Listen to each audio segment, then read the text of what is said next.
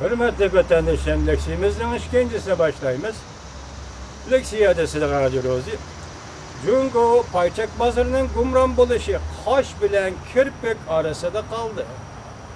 Siyasi iqtisadi krizis yetip gelişi mümkün.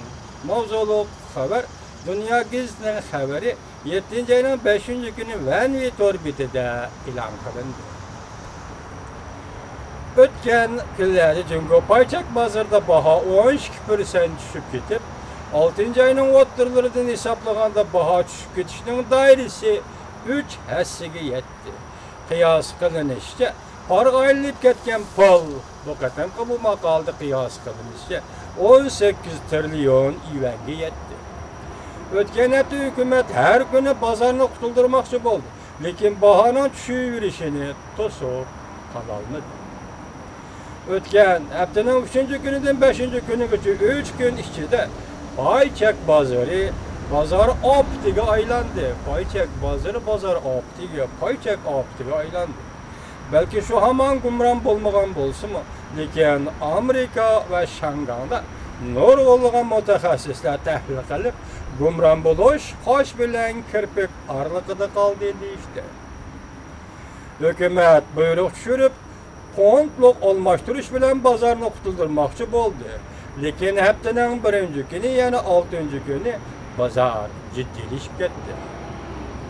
Bütün memleket tüvenden yukarıgacha, bütün dünya yer şar, Jungo'nun abelgilik payçak bazarının yönelişini gözetişke başladı. Eğer baha düşüş devamlaşıverdigan bolsa, vaziyet ve krizisga aylanıp, vaziyet ve krizisga aylanıp, Jungo'nun iqtisadi siyasi vaziyetiga ta'sir ko'rsatishi mumkin.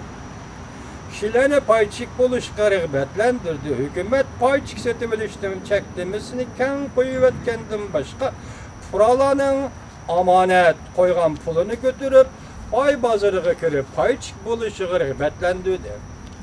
Kişilerini öy setimiliş bankadan qarz elişqa rağbetlendirip furala qarz algan pul bilen bazarga kirişki payçık buluşqa rağbetlendirdi.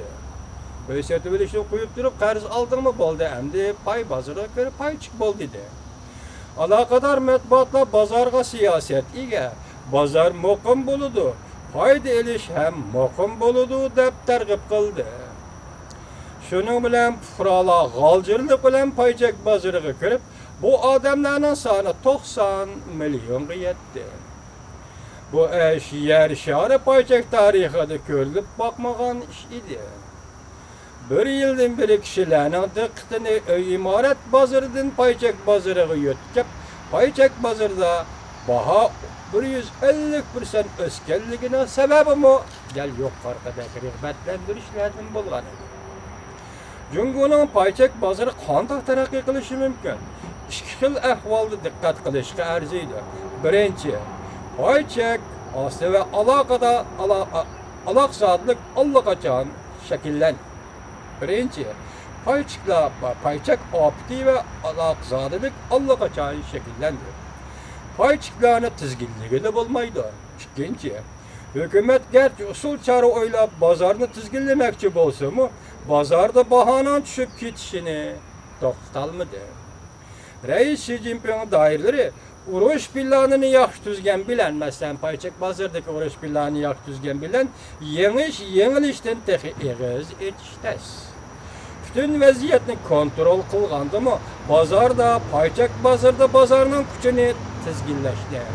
Orallap gidelmeydi. Payçıkların soğuduluş nispeti 8-9 ölüşten eşip, bu koşunu kontrol kılgıl bulmaydıgan dereceye yetti. İkinci, hükümetin siyaset vasıtları vaziyetke takabül duralmaydı. Üçüncü, iktisat çetelip kılış ahvalı görülüdü.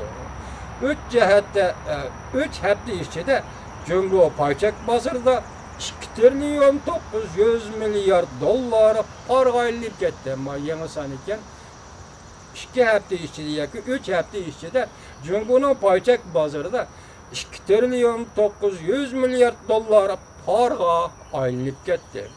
Payçak bazarda yana qanday bo'ldi, taraqqiyoti qanday bo'ldi, siz biz qarab turibmiz vatandaşım.